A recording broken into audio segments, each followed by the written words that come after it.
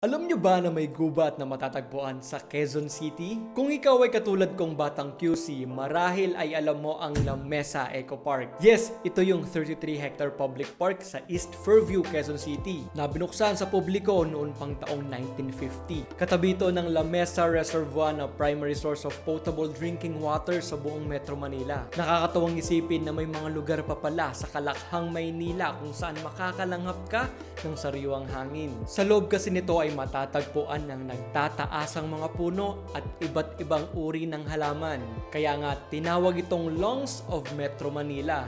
Nagsisilbi kasi itong carbon dioxide sink dahil ina-absorb nito ang napakaraming carbon dioxide sa atmosphere.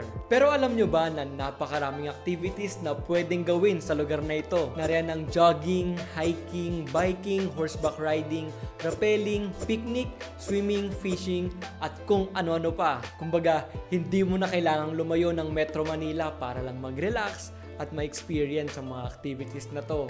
Subalit sa ngayon ay sarado ang lugar na ito simula pa noong February 12, 2024 dahil sa pagpapalit ng management. Pero for sure ay ma-enjoy natin ito sa muli nitong pagbubukas. Now we know.